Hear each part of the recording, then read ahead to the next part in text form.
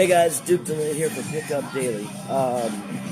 One thing I wanted to talk about today was day twos.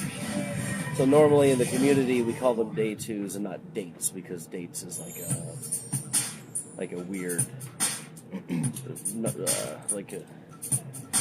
call them day twos, not dates, because dates have some like weird things attached to the word. So, no, yeah, but it has all of these traditional things attached to it. Yeah, a lot more commitment, a lot of expectations, and so it's funny because I haven't been out on a date in a very long time. Probably about a month and a half or something. And before that, not too long. I was working on a lot of same night stuff, so it was really difficult to sort of get back into the comfortable groove, which is surprising. But tips for day twos: 1, have a place to go.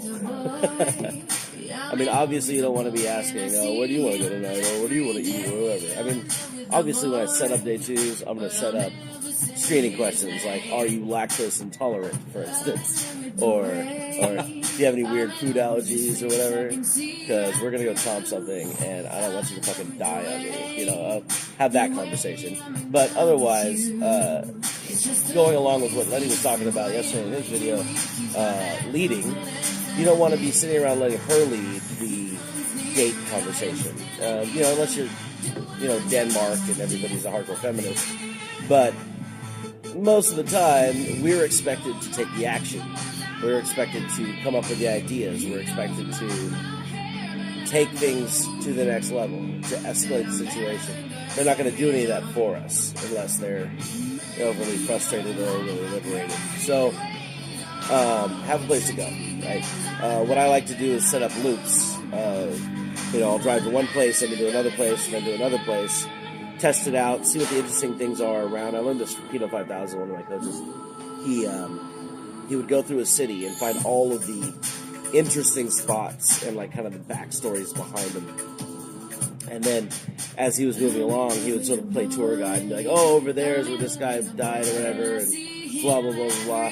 And it just adds an interesting element to your day too.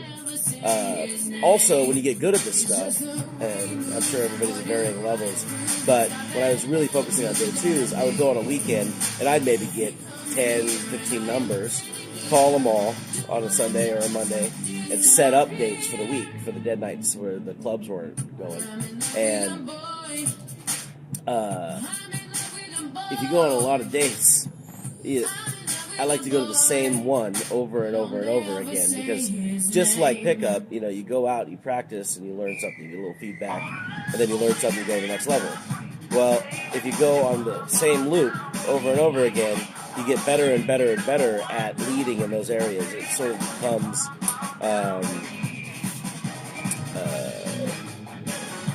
it's like your home. You're very comfortable in it. So, number 2, set up loops. The reason why we loop multiple locations is the same reason we bounce inside of the club environment.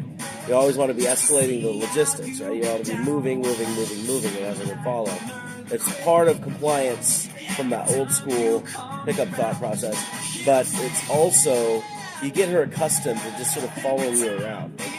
Get you to go from one place to another and have her hold you in her mind as the guy who's like creating the next adventure, which is good for everybody involved. Those are my tips on the day 2. See you tomorrow. We're gonna do some more complicated psych level shit tomorrow. But I'm studying based on the new blog. And stay awesome.